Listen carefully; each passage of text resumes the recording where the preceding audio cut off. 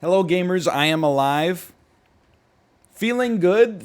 Actually feeling completely fine. Ate a lot yesterday after the colonoscopy. I made a huge mistake, though. So, right after the colonoscopy, went to McDonald's.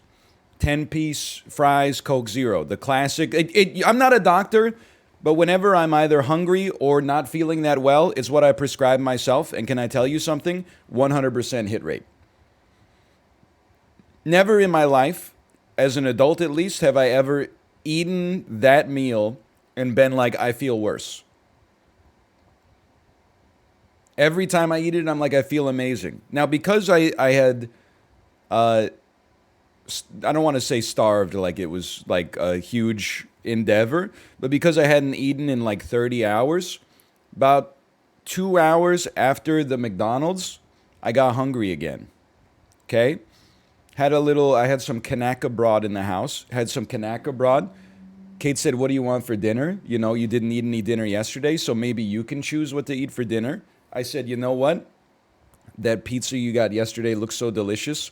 What if we go like order in from a place where I can get like a pizza and you can get something that's not a pizza because you had pizza last night? She said, that sounds great.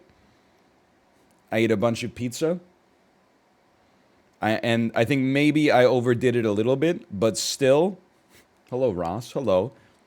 I feel like I'm probably calorie neutral right now. Like I feel like if you look at it over the 24 hours, I've probably had 4,000 calories.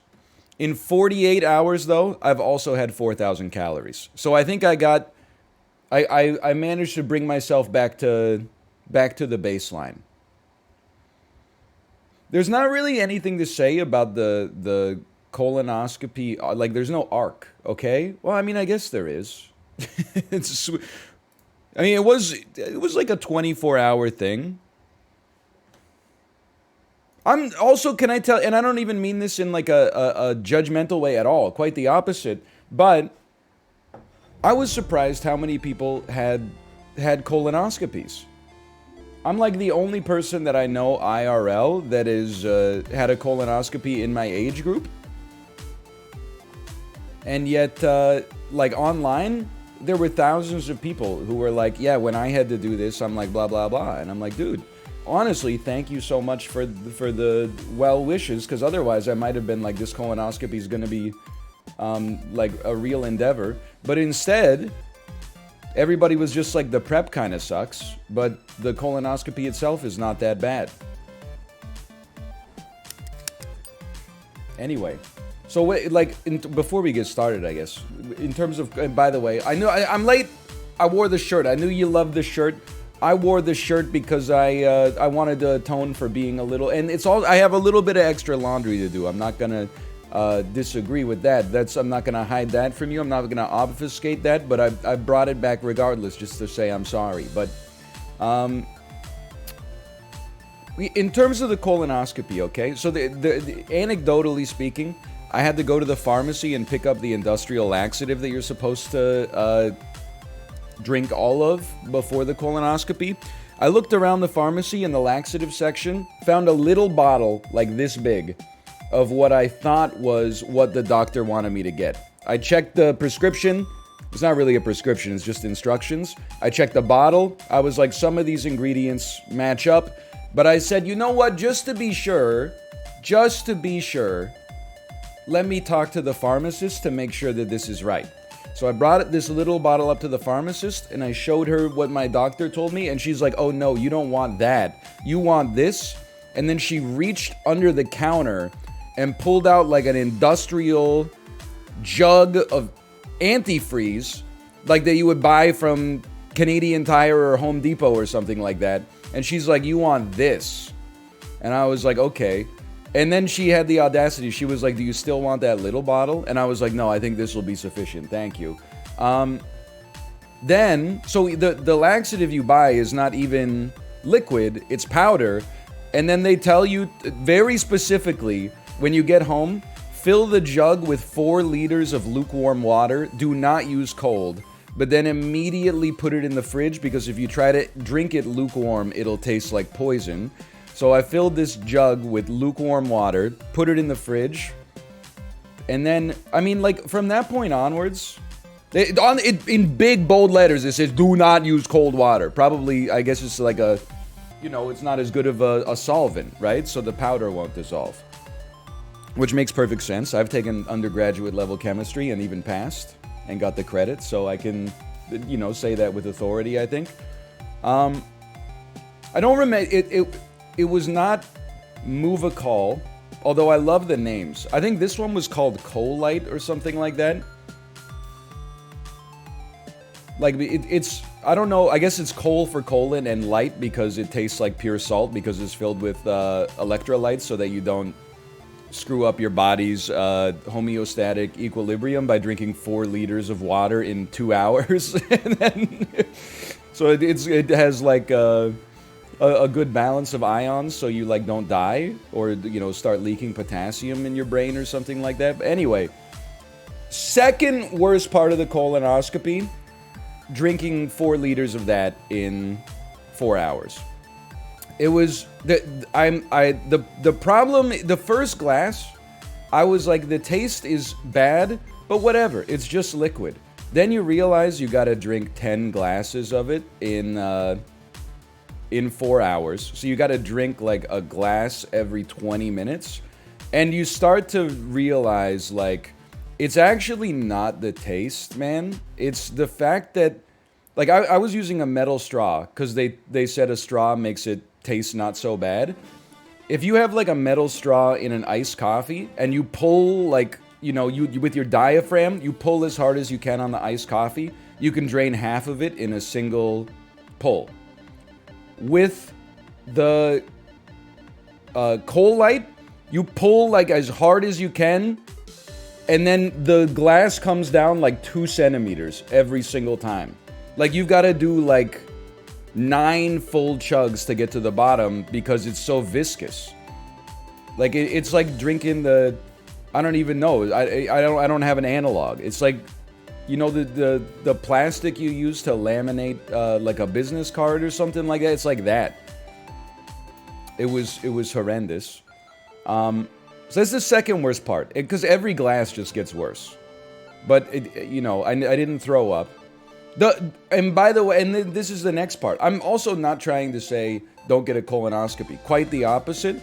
I want, like, if you have to get a colonoscopy, don't procrastinate. The procedure itself is actually fine. You have to drink 4 liters of something that tastes bad. Don't be a baby. Like, you know, it's not worth dying for. But anyway, the part that came after chugging the laxative, not that bad. And not to steal valor, everybody was like, you wait till what comes next. What comes next is 4 hours to 6 hours of on and off bathroom time where I just played Super Auto Pets on my phone. That's not after what we did with the infection, where I was basically doing that but also felt like I was going to pass away. That was just another day at the office for me. That's no big deal. I was grinding.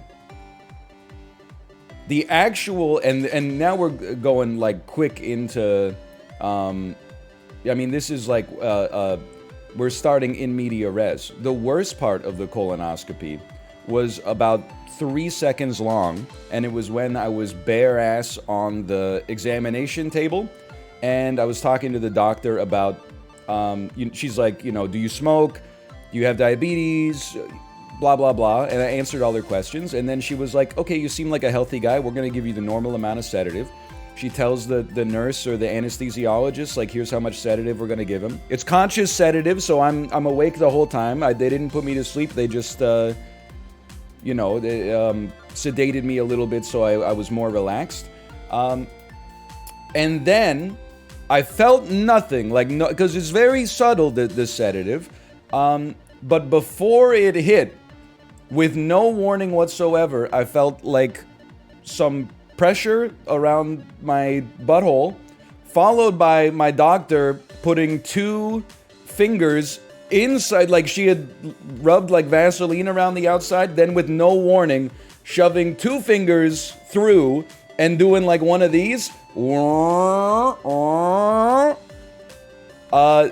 At which point, like as soon as it happened, my brain was like, I'm in danger. Like, what the hell is this feeling? It felt like I had been attacked, like I was in an abattoir or something like that, and I'd been applied to to a meat hook or something.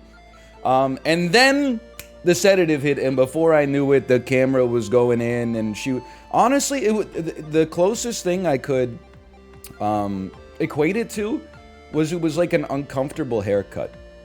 Like we were having small talk, and then I could see, she's working the hose up there, and then she's asking me like, how's your summer been so far? And I was like, oh, that was really, it's been a lot of fun. We actually just went on a cruise last week. And they're like, oh, where did you go? And I was like, oh, we went to Alaska. And then I could see like this, like pink and, I don't know, like pink and beige tube that they're going up. And then she's like, whoa, look at that. And then, okay, thank you, by the way, Malfina Starwind. Thank you for the gifted subscriptions.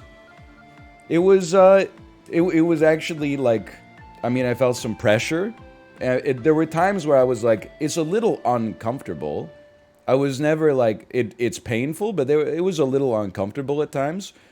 Before I knew it, it was basically over. And then I went and sat down in a comfortable chair, and like 15 minutes later, they're like, you're good to go. That's about it. But there's some irony here. I'm hesitant to even say this because it just ties even more into the medical system complaining I've been doing before.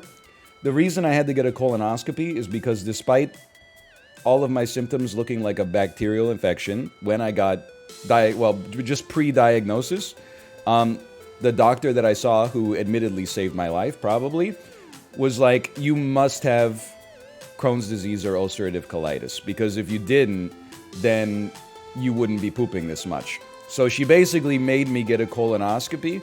Then when I got the colonoscopy, the doctor was like, everything looks good except there's a little inflammation in here, but it's probably just a remnant of that severe infection you had, so come back in 3 months. So again, even after the diagnosis of the bacterial infection, even after culturing the bacteria, fully genome sequencing it so that we know that it was bacteria, it's antibiotic resistant, etc., they were still like, nah, dude, I promise you it's ulcerative colitis.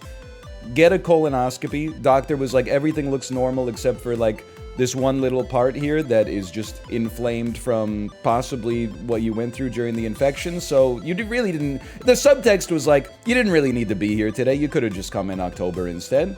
And I'll see you in October. So I don't know.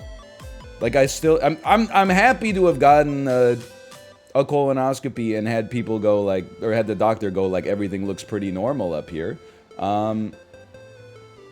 And honestly, I'm not sweating it that much. Like the prep was annoying, but it's not that bad. It didn't even ruin it ruined the day before the colonoscopy a little, but it didn't ruin the yesterday. But I will say I'll probably take the 8 a.m. appointment next time rather than starve for 3 hours in the morning unnecessarily. How long was the queue? Sibs, this is not a joke. The entire colonoscopy was like less time than a Woods queue, and I'm not joking. The procedure was about as long as 3 Tarkov raids, but the from showing up at the office, filling out the questionnaire, changing into the gowns, yada yada yada, then being released, that was like an hour and a half. The actual part where the camera was inserted into my colon and beyond, that was like literally like 18 minutes. It was nothing.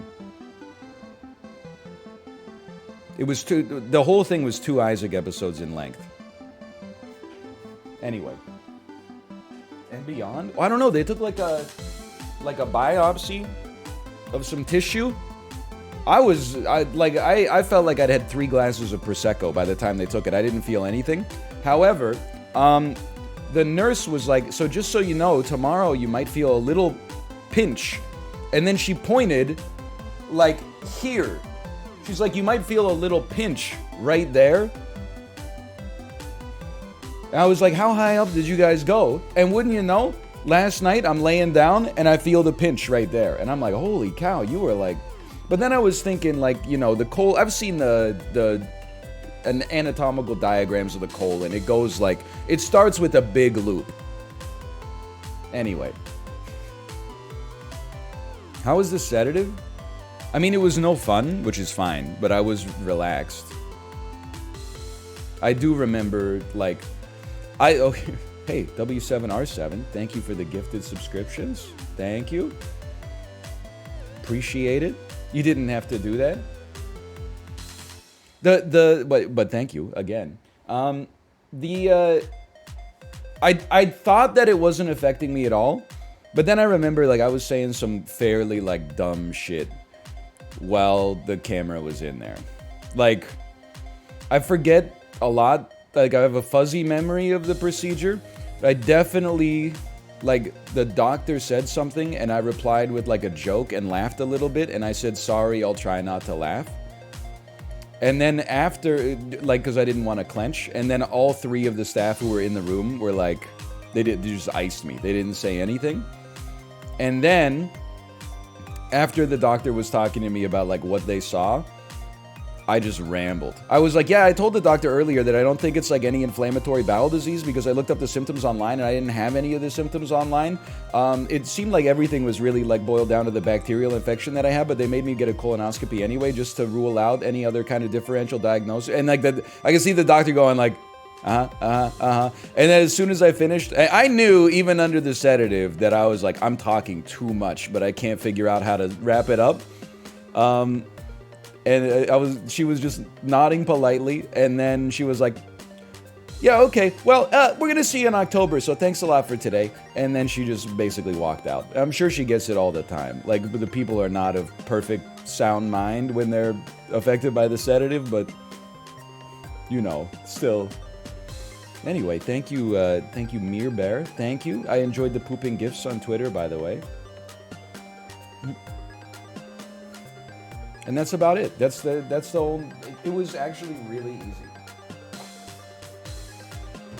Worst part, the 5 seconds when I was not well sedated, when they shoved 2 fingers up my butthole and did a ring around the rosy. But I also... Here's the thing. I was like, why didn't they warn me? And I'm like, you know what? I think I understand why they didn't warn me. Because if they warned you, you would tighten up. If they just do it... I don't know if this goes against the Hippocratic Oath, but if they just do it, then you're, you know, they have to do it. It's worth looking up at least or something. That's how you lose a finger. Won't you get surprised and tighten up by reflex? Yeah, but if the doctor's digits are already in there, I don't think you're squeezing them out. At least I wasn't after a month of dealing with simultaneous salmonella and campylobacter. The second worst part was the taste of the prep, which is not even that bad. You'll get over it. And the third worst part was the fast. The fasting was like, I was really hungry, but that's about it.